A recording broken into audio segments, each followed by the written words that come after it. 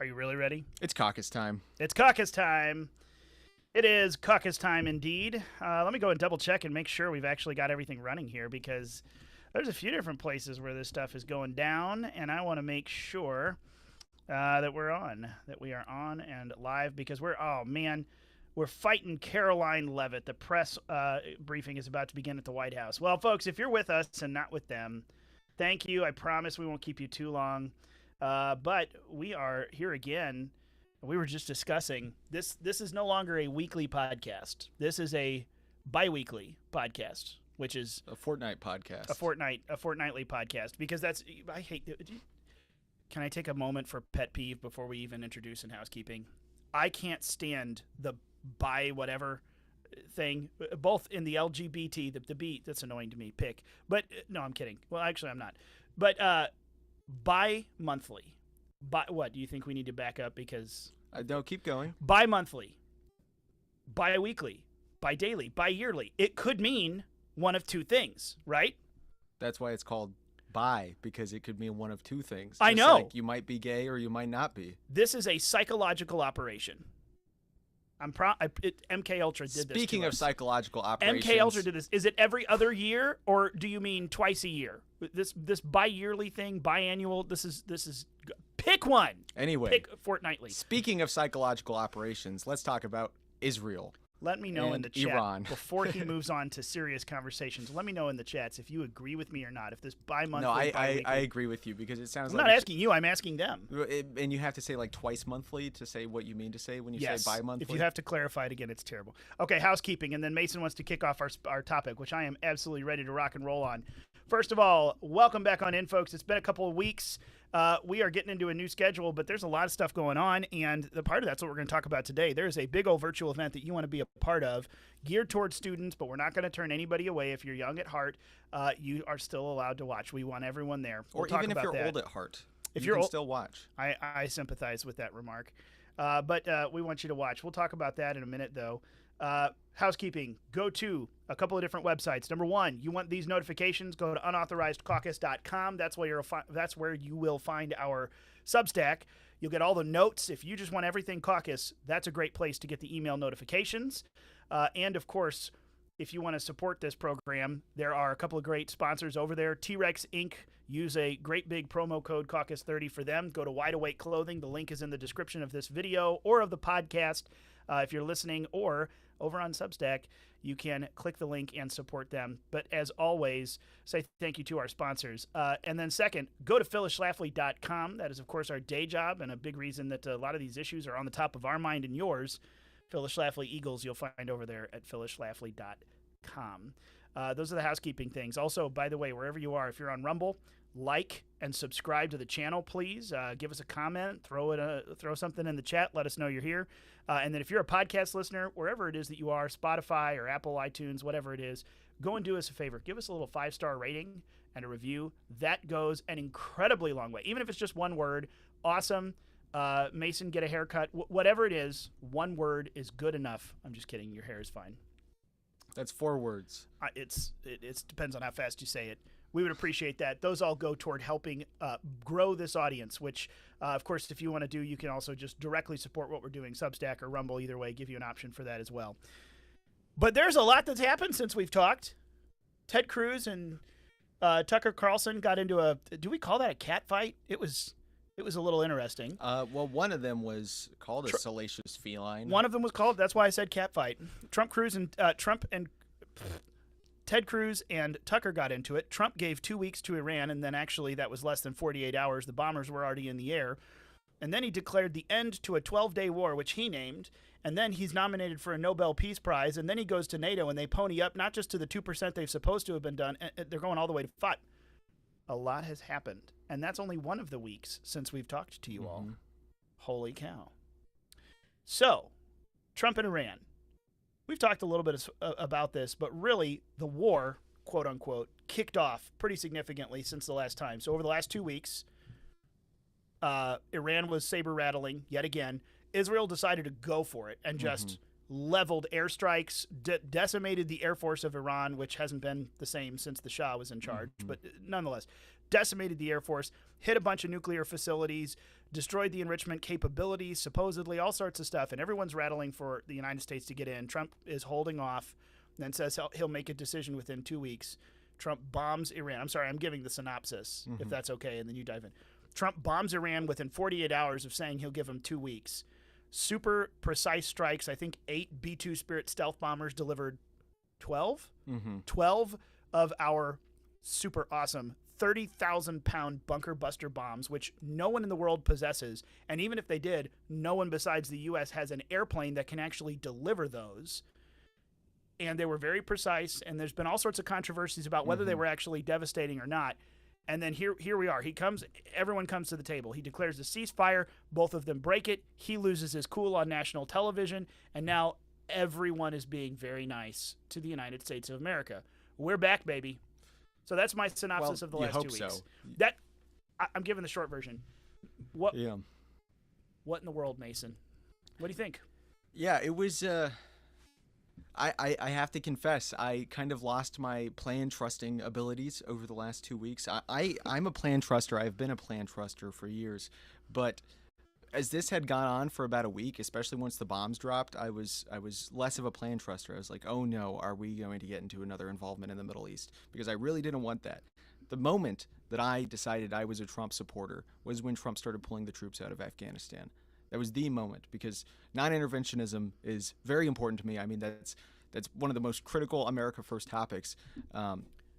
But so thinking that, oh my goodness, Trump might get us into another long and drawn out war that where everything in the lead up is rhyming exactly with the war in Iraq, like they have weapons of mass destruction. Where have we heard that before? Or they're about to get them. We need to stop them before they get them.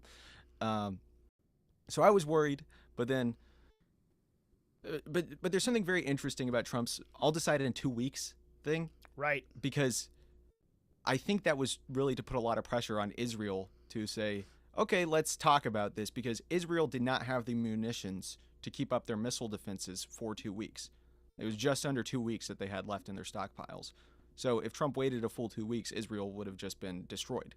So by saying, I'll decide in 2 weeks, I think that got Israel to actually chill out a little bit and start talking about it, because these two countries really hate each other, and if they had their way with one another, they would probably completely decimate each other, which we don't really want. We don't want people to die, but we as America need to look after our own needs first, right, and not the needs of other countries around the world. Those come second, and that's a good thing that despite all the craziness of the Tucker and Cruz interview, that's something I wholeheartedly agree with Tucker on, that America first means Americans first. Like the Senate and Congress, they go into session, and right outside there's homeless people dying of fentanyl everywhere. Like they can't even get their own front door in order. So, okay, why are we worrying so much about the Middle East? But yeah, I'm grateful that Trump decided to kind of get through things swiftly. But I am not grateful that I'm not grateful that Israel, our ally in the Middle East, just decided to start shooting missiles without alerting the United. I mean, they alerted us, but with like what 1 day notice, 2 day notice, right? Without our approval, and they just started lobbing precision missiles at. They went for it. Yep. And Trump seemed to be a little hacked over that, but not like this week with the ceasefire breakage. But you could visibly tell this was not part of the plan that the U.S. had agreed to. And as we've discovered with the strikes and the whole 2 week thing, which, my gosh, the bombers were fueling up. If not, I think the bombers were fueling up, but not quite in the air when he said, I'll decide in 2 weeks. So that part, they already had a plan for. Yep. But I feel like the kickoff of this whole thing did, in fact, come as a little bit of a surprise by all indicators that I have. Oh, and the whole thing about learning that this was a operation that had been rehearsed during the Biden administration, that made me. That's when I started doubting the plan, because I was thinking, okay, this is clearly not a Trump decision. This is a deep state decision. Right. This is something that this is the deep state making this decision to drop these bombs. And I think, was it Friday night? I think was it Friday night that this happened last week? Friday night that they dropped the precision strike. I think all of conservatism particularly the America First MAGA crowd, just kind of white-knuckled the arms of the chair Mm-hmm. and said, oh my gosh, what are we doing? Mm-hmm. Because in some sort of perfect world, I would be fine with a deterrence strike and then no more. Right. But the problem is it's never been no more. Mm-hmm. There's always the next step. And we Right. immediately started hearing that. But here, let me do this. First, I want to back up to the conversation about what do we do about this. Before Trump leveled a precision strike, I think that the Tucker Ted Cruz debate, which by the way, we'll link that in the video below. Go watch it. It's a full 2 hours of pain and uncomfortable everything. Mm-hmm. With the Hillsdale ad right smack in the middle. It was, yeah. Here's what's interesting about that to me. So first of all, you go watch it if you haven't already. But that whole 2 hour discussion was just, I believe, unhelpful and a little uncomfortable because Ted Cruz made so, and this is I want to get into the bigger discussion behind it real quick, because this whole, what does neoconservatism actually look like now, and what does non-interventionalism look like? Because isolationism gets popped around, neocon gets popped around, all these different words. I think that, the dynamics of the interview aside, which Ted Cruz made some good points, but also said things that were not congruent with each other. And I feel like the problem was Tucker had a lot of snarkiness and kept smacking him on things instead of just drilling down on a very obvious plot hole in Ted Cruz's talk. So as a result, Tucker didn't have a good temperament. Ted Cruz got a little spitey, and they went back and forth, and it was just, they were being very mean and spiteful to each other. And there was some backing off of that, but it still opened up the big question. When someone says neocon or isolationist, those things are turning into pejoratives that a lot of people don't necessarily have a definition for. What does non-interventionalism look like? Is that the best term for it? How is it different than isolationism? Because this was kind of, I think, an identity moment. One of the things we dealt with, an identity moment for America First. Well, do we do nothing? Are we Rand Paul in our belief that no military bases across the world, no first strikes, none of that? Or is there an acceptable level where this is in our interests, but we don't go farther because I'm not here for regime change and boots on the ground and stuff like that? I tend to fall into that middle ground, but I think there's a lot of folks who hadn't really thought about it until the opportunity is right in front of us. They were just kind of floating along with no more foreign wars. Well, does that mean no more anything? No more deterrent strikes when there's a real capacity there? And I had a lot of people I know who kind of fell on that. Well, no, I guess I don't want anything. I'm like, but what if there's a hypersonic missile with a warhead aimed at you? Is 300 million people in a big city in America worth not knowing? Right. Like, but that's not the conversation. Where do we draw the that line? we're having? That's not a situation that's been going on. So, in practice, really, I mean, we haven't faced that situation since the fall of the Soviet Union. We just haven't. Yeah, correct. And that is where I think the interesting discussion around this is: do we want to face that situation or not? Because there are many nuclear superpowers in the world, but we have relationships with all of them that are well, and I think our moderate, current path at is getting least. us closer to that situation, whereas isolationism / non-interventionism brings us further away from that situation. Except for the case of Taiwan, in which I think we might just have to be interventionists to maintain the American way of life. But well, why would you say that though? Because because that's the one place in the world that creates the chips that go into everything.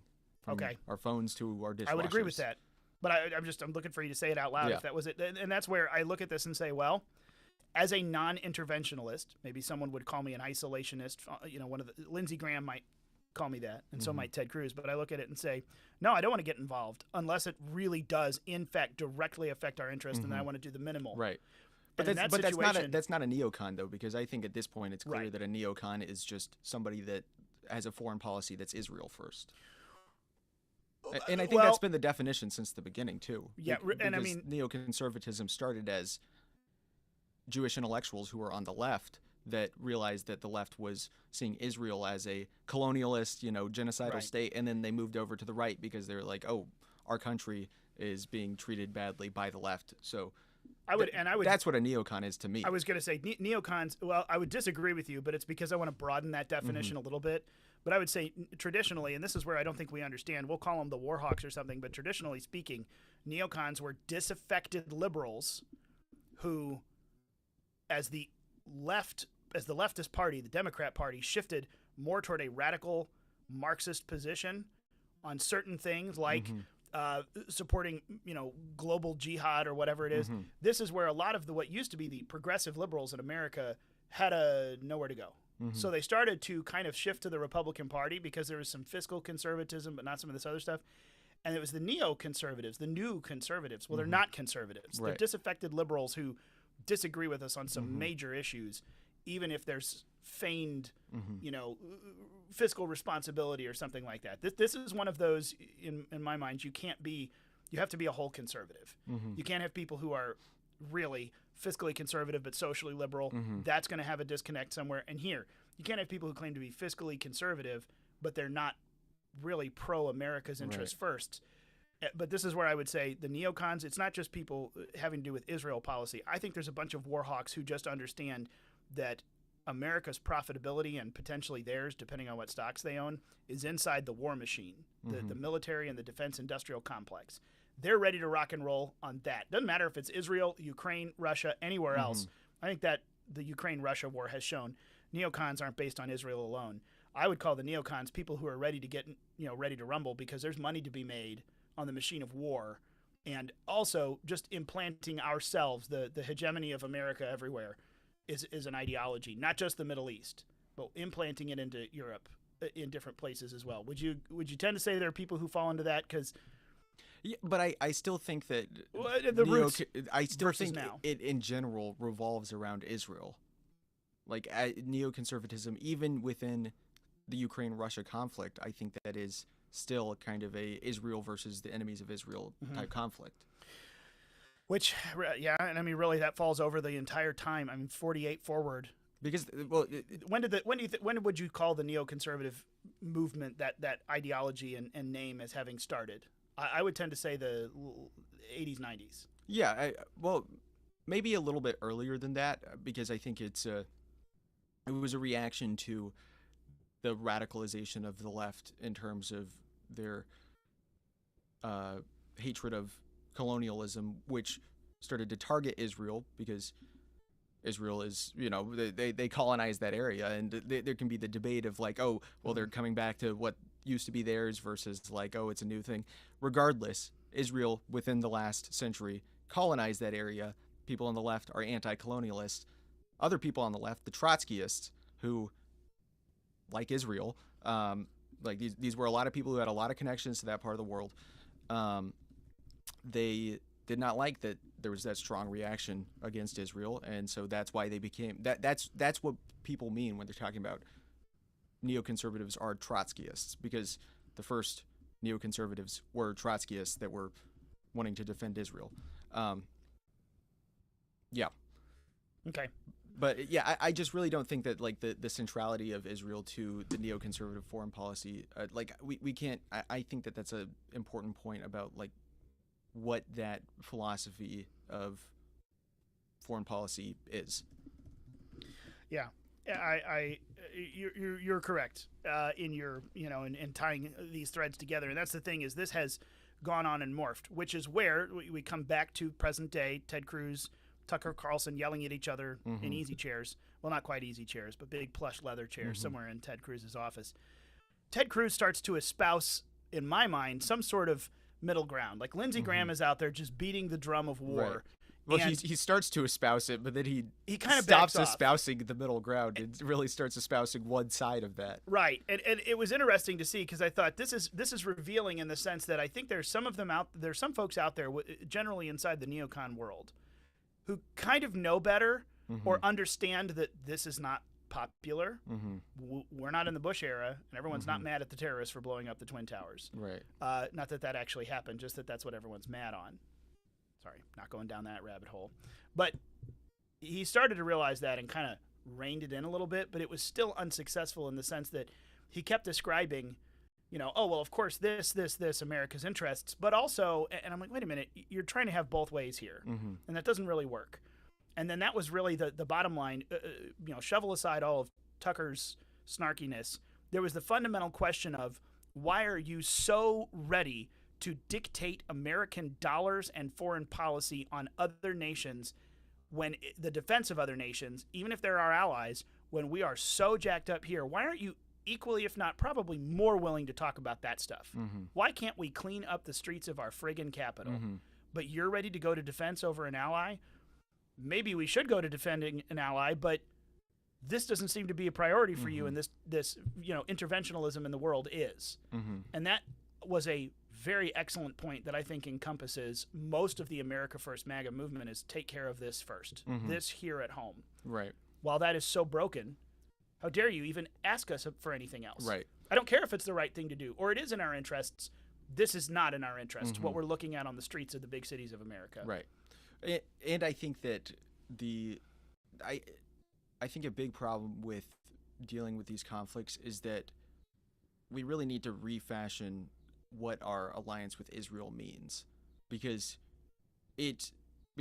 Israel's kind of off the leash in some cases, especially with not telling the U.S. when they were going to strike. They are fanning the flames of this stuff. Right. Like, that's not a good alliance, especially when it's doing something that's like, okay, we have military bases in this part of the world. We have U.S. citizens in this part of the world. We have U.S. citizens in your country, and now you're just like not even letting us know. Like, we give you all this money, you're just giving us a last-minute heads up when you're about to start shooting missiles, and then there's going to be a big conflict that swells up. Like, that's not how an alliance works. Like, I think that we can be allies with Israel, but I don't think that it's a healthy relationship as it stands right now.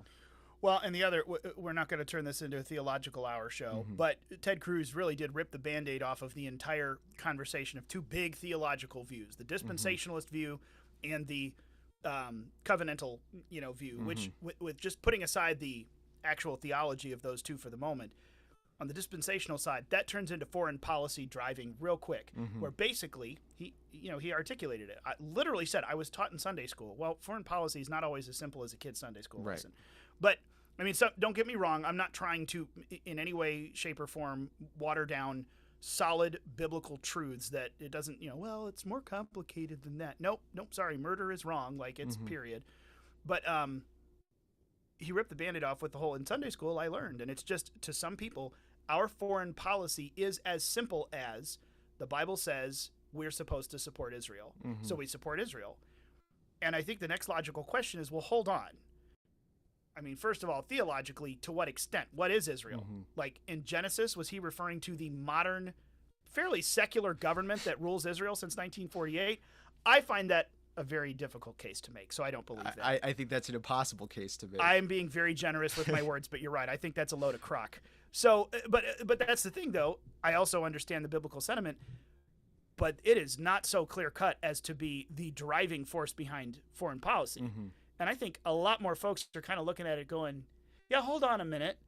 I believe that maybe you could make the case this is our ally. There's intelligence sharing. They're about the only thing in the Middle East that actually kind of looks like us as far as a political system. I could make these cases for why this is our ally that we support against a region that is antithetical to the rule of law and Western civilization. They're about the only Western-style nation. That said, though, there's limits to that. Yeah.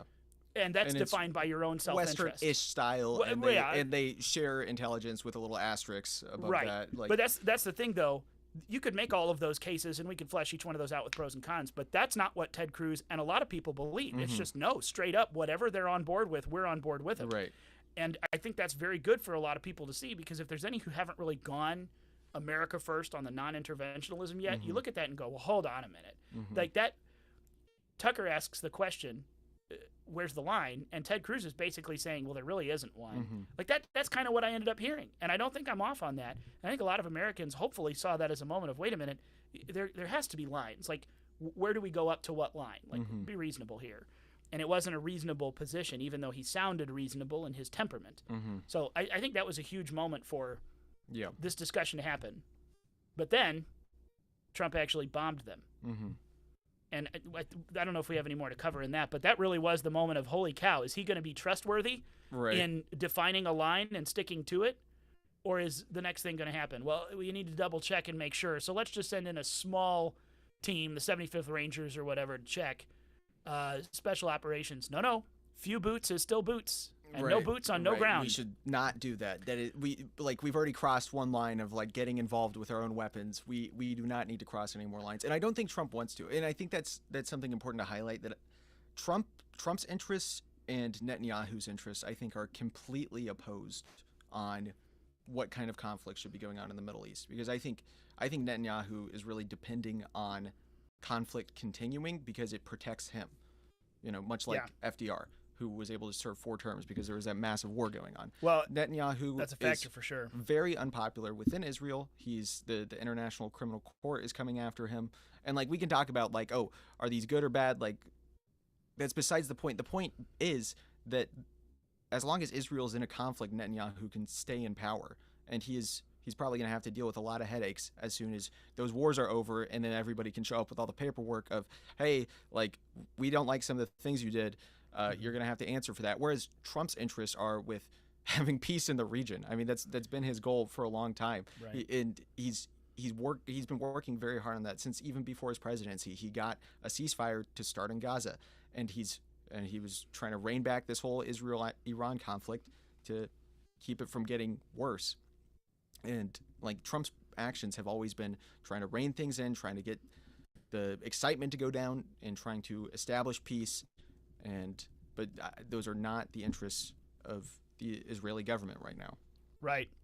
And this is supposed to be an alliance. We need to decide what our shared interest is going to be if we're going to be allies in a situation where we are shooting weapons at other countries. Like that needs to be established. That's one of the first things to establish in any sort of alliance, but that's not going on right now. So would you say at this point we have established Trump intends to go no further with military action in Iran, at least by all appearances? The bombing strike was the bombing strike. That's what it seems to be, yes. That's what it seems to be. Okay, so here's my question. That was a solid, 48 hours that we were all kind of on pins and needles wondering, would he do anything? I think it was bombing was Friday night. I think it was Monday when it became abundantly clear with the ceasefire stuff. Nope, this is what he means. Like, no, that was it. That was literally all I'm willing to do. We're done. Don't ask me for anything else. Because for the couple days there, we were all kind of wondering, well, are you gonna is this a signal of more, or are you really gonna hold it to this? Right. Do you think? Here's a question for you, constitutionally speaking, because I know this could be a whole hour-long debate about constitutional war powers. Congress gets to declare war. We haven't done that since World War II, and we've had a lot of wars since then that technically weren't wars because Congress didn't declare war. This is a big point of the Rand Pauls and the Tom Masseys. We've pretty much had perpetual wars since then. Exactly. We've been fighting proxy wars with the USSR, and then we moved into proxy wars with who even the world knows, all the stuff in the Middle East since really Beirut on, I'll say the 1980s on. So here's my question, though. We know, constitutionally speaking, and I'm really going to truncate this, yes, Congress only can declare war. The president can't unilaterally do that. However, there is flex room inside the executive action as the commander-in-chief for sneaky stuff. First strike, necessities that he can come back and, hey, sorry, I didn't ask, but we didn't want to let everyone know what was going on. Where does the bombing of Iran fall for you under that? Now that we're several days past and we've got all the pieces together, do you still look back and say, no, that was unconstitutional because we're done with that? We've been doing that and we're done with it. There's still a crowd that says that. What do you think? Yeah, I don't think it matters because we aren't declaring war anyway, and we wouldn't even if it did ramp up. So I don't think it matters. What bothers me more about it is that it was not a Trump action; it was a deep state action. The bombing. So you don't think Donald Trump ordered that? I mean, I think he did okay it, but I think that was him. That was not him fighting against the deep state. That was him allowing it to move along. That was him moving along with it. Okay, and then on the other side of it, saying, "Now we're done." I allow you to go. Yeah, and I think that's Trump making that decision. So you think Trump is almost controlling the deep state? No. Not in charge of it, but I mean he's actually holding it at bay at a certain extent. Yeah, that's what you're arguing for. Okay, yeah, no, I don't mean he's in charge of it and a part of it. Well, I wonder because the reason I think that's a real set of questions to ask is because there really is a crowd who, again, the Massey, the Rand, and a lot of the folks who follow them. I believe that they're arguing in good faith for wanting to obey the Constitution. Maybe I've got a little bit more leeway for where we are and trying to get back to that than they do right now. No, it's time to strictly obey the rules, and you broke the rules, so I don't trust you, and now you're no good to me. Like, I'm seeing people talk about that, and that's my question is that really necessary or not? I don't think so. I tend to say I'm willing to give Trump a lot of leeway on this one because he's doing the right thing. Even if it's there's a couple of crossed T's and dotted I's that were missed constitutionally speaking.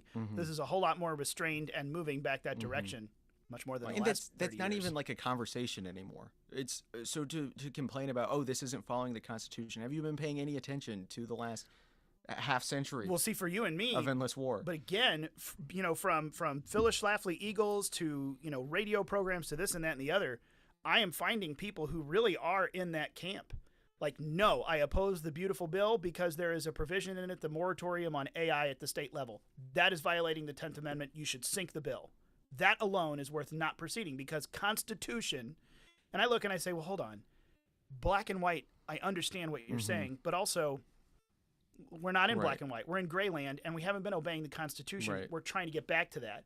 So what do we need to do to get back to the rules? And you don't obey the rules and beat the people who are outside the rules.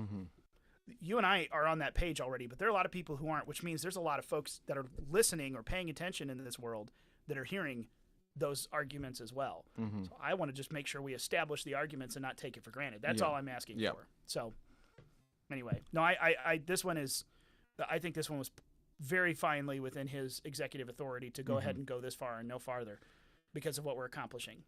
And if for some reason someone hands them a nuke and a hypersonic missile, that automatically turns into a deathly situation for America really quick. Well, what do you think they're trying? Like, I don't Are you know about what to make out. You're about to say the Ayatollah is a nice guy and he really No, only no, wants civilian I'm nuclear certainly power, not aren't going. you? I'm certainly not going to How say dare that. you align but with America's enemies? I am my not. inner Lindsey Graham's coming out. I am not aligning with America's enemies, not one bit. But I am confused about their nuclear situation, and if those were nuclear enrichment places or if they were giant Bitcoin mines.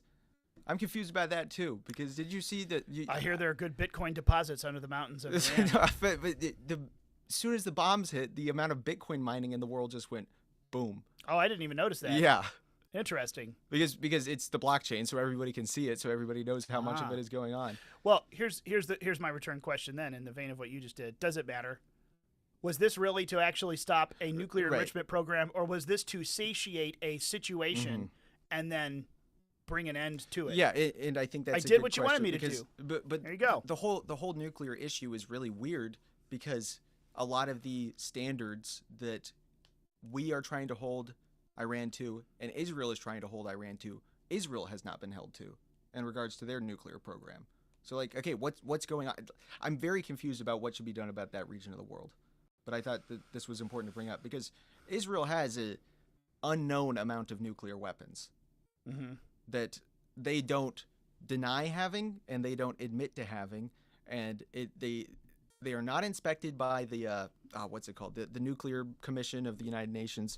They have their own inspection agency, don't they? Yeah, so like, is it okay if Iran gets their own inspection agency? Like, obviously not. We're not okay with that. That's why we're shooting missiles. It's not. It's the International Atomic Energy Agency. That's part of the UN, correct? Right. So are you saying that the IAEA does not examine Israel? No, they don't. Okay. Because Israel won't even admit to having nuclear weapons, even though they definitely do. Oh, yeah. Okay. You're farther off into this than I have been recently. Yeah. I haven't been paying attention to that. I've been paying attention more to the nuts and bolts of what this does for the actual process of current boots on the ground fighting that doesn't involve us, right? But that could very quickly. So I haven't been looking at the bigger picture. But that's an interesting question. I already started to do a deep dive. Our buddies over at the New American had a huge. So what about Iran? Let's go and talk about this in 1979 when we overthrew the Shah. There was a massive Marxist media campaign in the West against him that came out of nowhere and was basically fabricated, because this is one of the most progressive, in a good way, progressive nations in the world, building and like, it was one of the most rich without foreign influence nations in the world. They had all kinds of stuff. They had. I'll link to that article because it's interesting to go deep into the history of. We've already lied about Iran once, and we've been lied to about Iran in order to overthrow the Shah, the king or the emperor. I forget the exact title. Their title was, for their premier was for Shah. We overthrew him and got a fundamentalist Muslim dictatorship.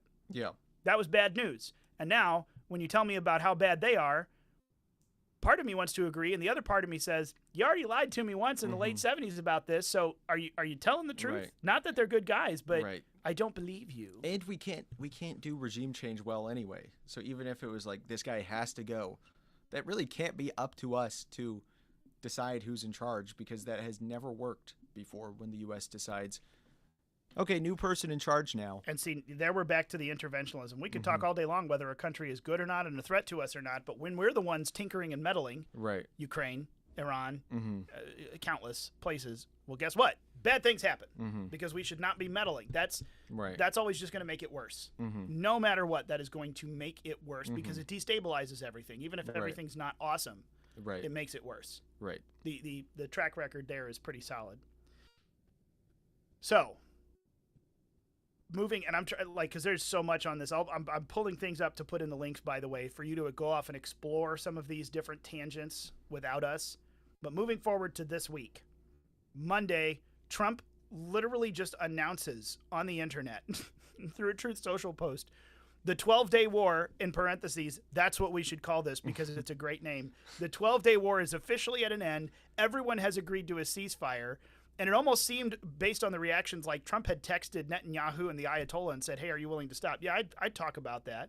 Everyone responds, and then he tweets on the internet, everyone's agreed to a ceasefire. It starts in 12 hours. And everyone goes, we did? And then did what? And then he congratulates everyone, and then too. That's the part that killed me. Peace. It's like, great job. Congratulations, Iran. Congratulations, Israel. You both did. Make Iran great You again. both did great. Congratulations, world. Also, you have no idea what you're doing.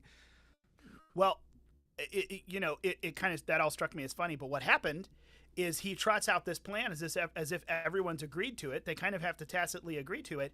But there is still fighting that goes on. A giant barrage of missiles from Israel, and then a few pitiful responses from Iran. Of course, Iran, technically, they fired off a few missiles at U.S. bases in Qatar, Bahrain. I think there was Iraq, and I forget if it was anywhere else.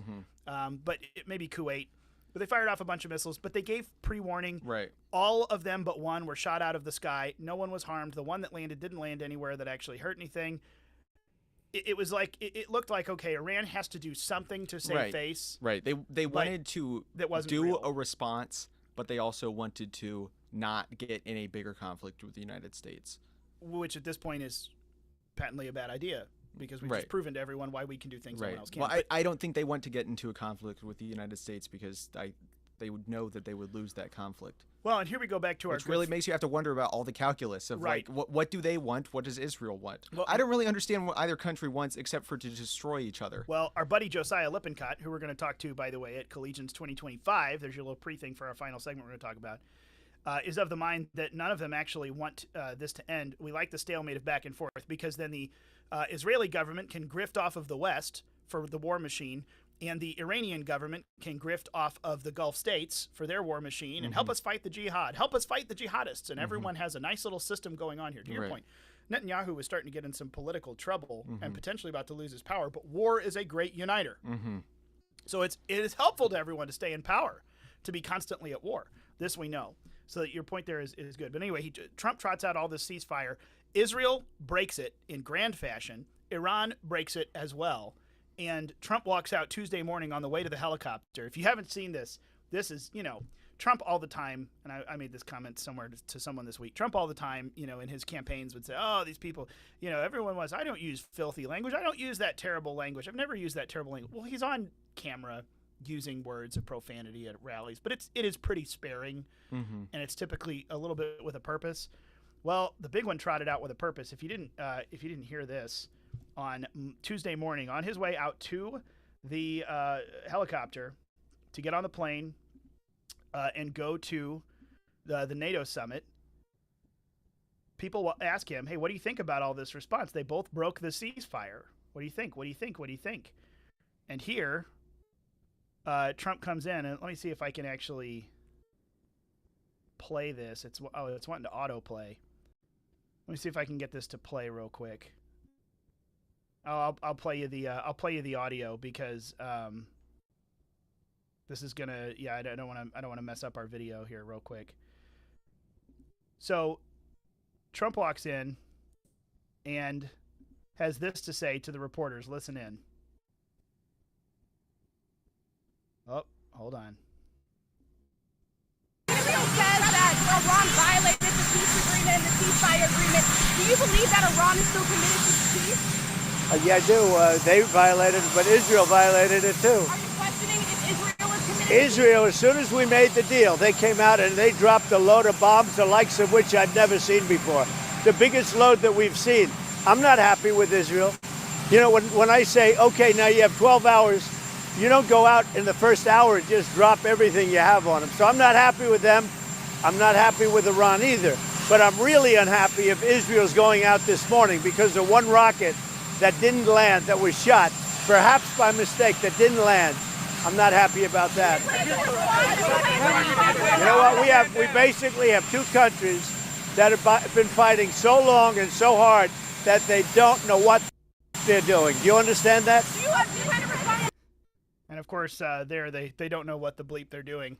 And at this point, if you go watch the videos, he is tired and hacked. I think he's annoyed. At that point, that's annoyed Israel. Trump. And he says, you know, do you understand that? And just turns and walks away. This is, you know, dropping the F-bomb live on TV is kind of a new venture, but also the whole aura of Trump at that moment, I think, kind of put everyone on pins and needles. Because from there, everyone agreed. We've still had a ceasefire since then. Everyone's just like, I'm sorry, I'll be nice. Yeah. Because now he's mad at everyone.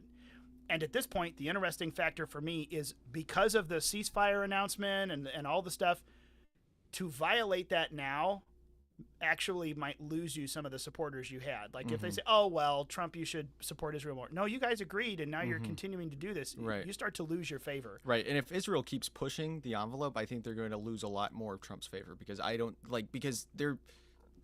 this whole thing started with them not like, we didn't agree to this. They started this, and now they were like, okay, U.S., we need you to come clean up our mess. Like, Trump doesn't want to just have to play cleanup for whatever Israel's doing. Well, and frankly, just the political ramifications of the United States and the people who dictate foreign policy. Everyone from, I mean, Lindsey Graham praised this, all of the neocon crowd were like, oh, good, Donald Trump brought a strike and then brought peace, and we have a ceasefire. Those folks had all kind of chimed in on Monday night, Monday afternoon and Monday night when all this went out. So now Tuesday morning, Israel's broken it. You've not just hacked off Trump. You might have actually hacked off a bunch of people who are on your side, but they've now just agreed at how great you were to pull a ceasefire, and then you broke it. You've kind of lost some of your friends and your allies there. Right. So that was. I don't think they're going to lose Ted Cruz because. Well, no, I don't think because the Bible says so. Yep. But that was a very unique moment and also an incredible set of circumstances, all in the period of about. 72 hours from the bombing until this moment where Donald Trump almost just single-handedly took away Israel's sway over a lot of people, the alliance that they think we should have. He took away the clout that either one of them had to claim, well, we have to keep fighting. He just kind of stole the thunder, and there was almost nothing you could do about it. It was very well done. I mean, I was flabbergasted at how quickly and effectively this all fell together. Yep. And I don't think it was an accident. And let's hope it holds. Well, then the next part of it and the shorter part of it, Trump goes to the NATO summit over in the Netherlands, and now they've been working on this. So it wasn't just that morning everyone decided, but this just was the icing on the cake or the final, stamp of approval. All of NATO, who has been complaining and moaning for years that we're supposed to come up to the 2% funding that we've agreed to when the U.S. is carrying far more than that. One of Trump's big, beautiful promises, we're going to build the wall. Okay, fine. And we're going to make Mexico pay for it. Yeah, okay, buddy. But I appreciate the sales tactic. So here, we're going to make NATO pay their fair share. I'm like, oh, yeah, sure, fine. I love that promise, but it's not going to happen. Well, now, at the NATO summit, not only do they agree to go to the 2%, they agree to go over the next 10 years to 5% funding. So NATO agrees. Yeah, we're going to all of us up our way to 5%. That's as percentage of GDP, right? Percentage of GDP. Yeah. We are going to commit 5% of our gross domestic product to defenses. Each NATO country? Each NATO country. They are supposed to be funding 2% of their GDP to NATO, which is still imbalanced with how much the U.S. pays in. This is all of Europe and Canada and the United States. They haven't been fulfilling their 2% of their own GDP obligation. Now they agreed to 2% immediately and 5% over the next 10 years, I think by 2035. So yeah, I know that seems like a long time numbers. But still, this is radically different than the last 10 years of Trump. 9. The last 9 years of Trump presidency and then the Biden presidency, the Otto Penn presidency. This is a lot different. And this was just the icing on the cake.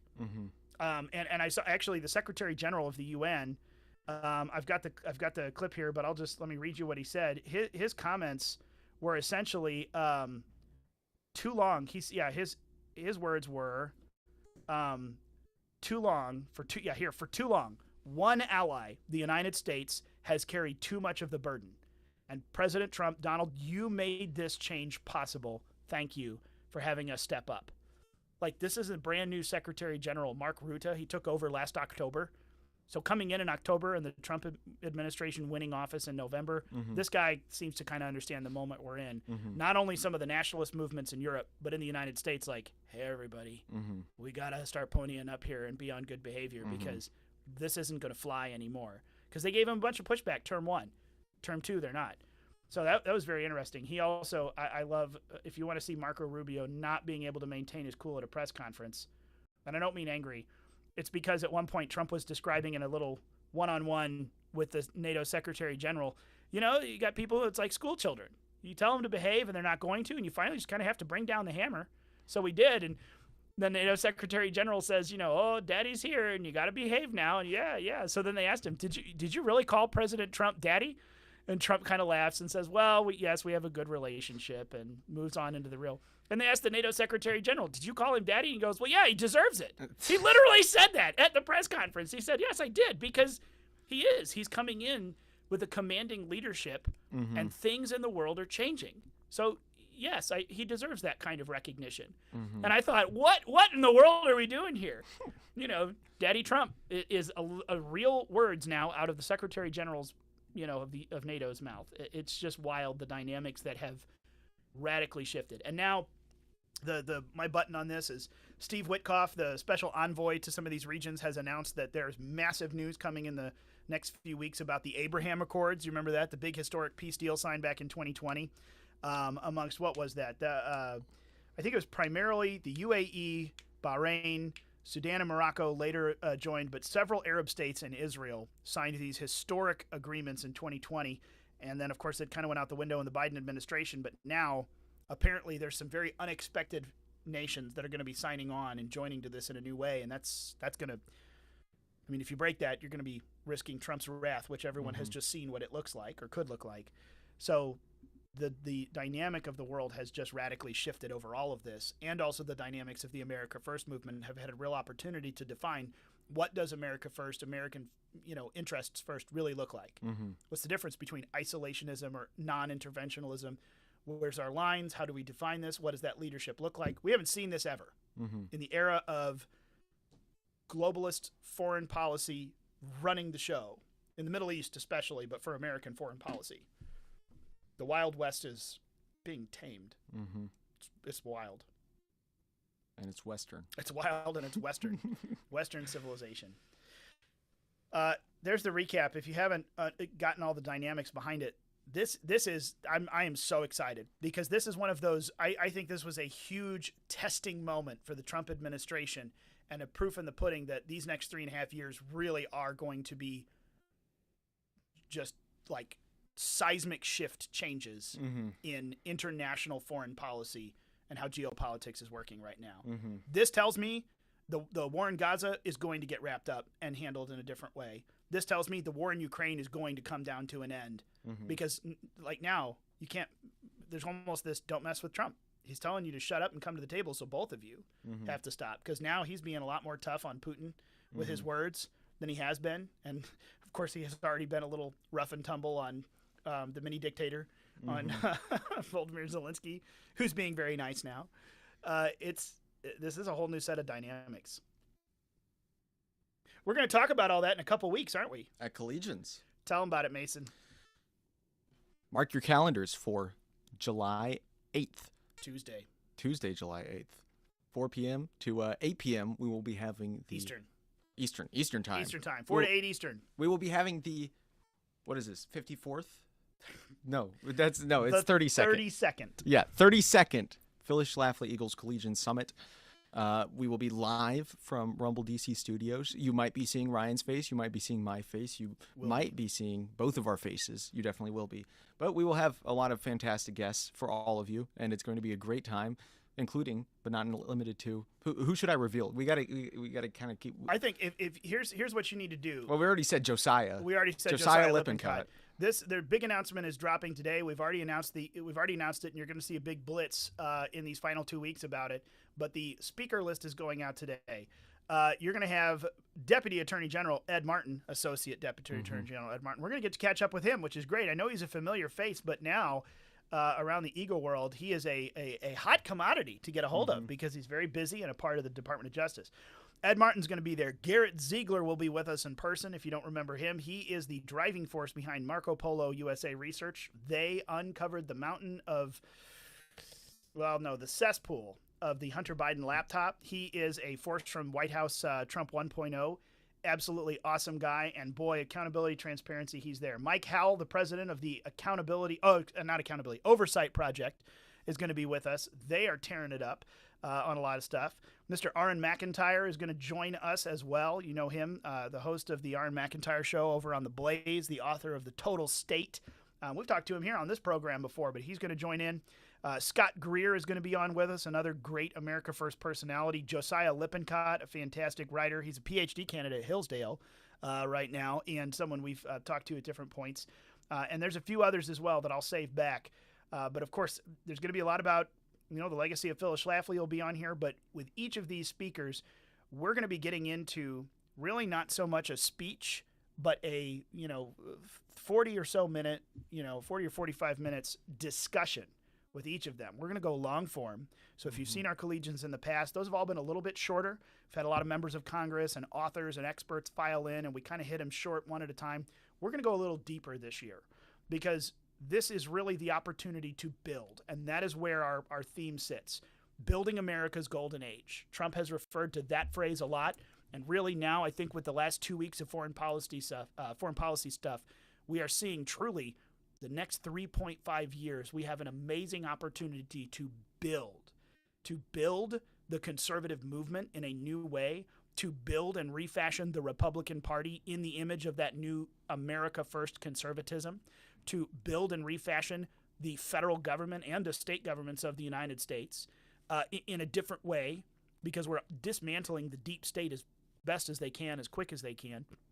We can build a new economic structure where we don't get driven by markets, but we're looking at real economics. Thank you, Secretaries Scott Bessent and Howard Lutnick, for talking about that phraseology a lot. We're in a building mode. So we want to have some real long discussions with some of the thinkers and the movers and shakers, and that's what we're going to have. So Garrett Ziegler, Mike Howell, Aaron McIntyre, Scott Greer, Josiah Lippincott, a few others. Ed Martin will be with us. We're in a building mode, and I think we really have an opportunity now to not just save, like we said, save America. We need to renew the United States of America. We need to renew the Republic. We need to restore the Constitution, and we need to absolutely destroy the administrative state, the deep state that for really 100 plus years has been just growing and metastasizing to the United States. We want it back.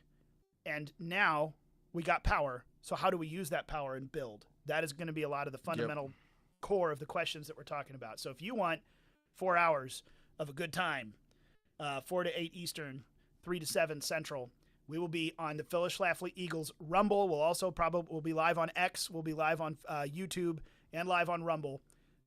But we'll be powered up at the Rumble DC studios, which is super cool. We love Rumble, and I'm super glad that they're partnering with us on this. What an awesome opportunity. Those guys are awesome. They're really, really good. This is going to be a fun program. Collegians, phyllisschlafly.com/collegians. You can go over there, find that link. You'll see the broadcast for it. We're going to get the speaker list up today as well, so that can be a part of the advertising. There's a little registration box. It asks questions. Like I said, it's geared specifically towards students. That's obvious by the registration form, but this is free to attend. It's a virtual event. Make sure you're on the Rumble page. Go and sign up. We'll send you the link. Even if you're not a student, we'd love for you to participate. But this is going to be a big old time where we will have the live streams running. Get into the chat. Ask us questions. We're going to come with pages of content. But this will be a very, very in-depth live broadcast that you want to be a part of. And we're really excited about the list of people who are going to join us. We're not just running through a bunch of famous names and members of Congress and this and that. We are picking deep people with deep subject matter to really talk about rebuilding which, again, the theme, Building America's Golden Age. Mm-hmm. That's where we are, and that's going to be super exciting. Tuesday, July 8th, phyllisschlafly.com/collegians. Be there, or be not an eagle. I was going to say square, but be not an eagle sounded kind of harsh. We want you to be an eagle. We do. Please come for your own sake. It's going to be a good time. That's it for us today. I wanted to rehash Trump saving the world from Iran's deadly nuclear arsenal. Pardon me. Trump bringing world peace. He was nominated for a Nobel Peace Prize, by the way. He has been before. Mm-hmm. That's not necessarily new, but this one might actually go somewhere. I have a hard time believing it, but after the NATO summit, now we'll see. There might be some fun stuff ahead. There you go. Unauthorizedcaucus.com. Go sign up. You'll get the link with the you'll get the notification for all of our links today, of which there will be many after this. Some things for you to do some homework. I'll also make sure you have the Collegians link. Go to phyllisschlafly.com. Get all of the info there about not only this upcoming event, but all the other stuff that the Phyllis Schlafly Eagles are doing. And then, as always, like, share, subscribe, and if you're watching on Rumble, make sure you hit the subscribe button for the channel. And if you're listening on the podcast, 5-star rating and review. Those two things will help boost this audience more than anything you can think of. That's a big way. So that's it. Adios. Adios. Hey, we're not going to talk, by the way. Next week is Independence Day. Have a happy Independence Day, everyone. 249. We only get to celebrate our 249th once, because after 250, it's all just got to get better and better every year. Mm-hmm. So have fun. Keep it low key, because next year's not going to be low key. And we'll see you in a couple of weeks. We'll talk to you on Collegians. Come for that. And then Unauthorized Caucus, we'll be back probably the week after that, mid-July or something. We'll do a recap episode after Collegians. So we'll talk to you in a couple of weeks. But then, whenever that is, fortnightly or fortnightly into halfly, if it's 3 weeks, it'll be another time, and it'll be caucus time. Have a good week, everybody.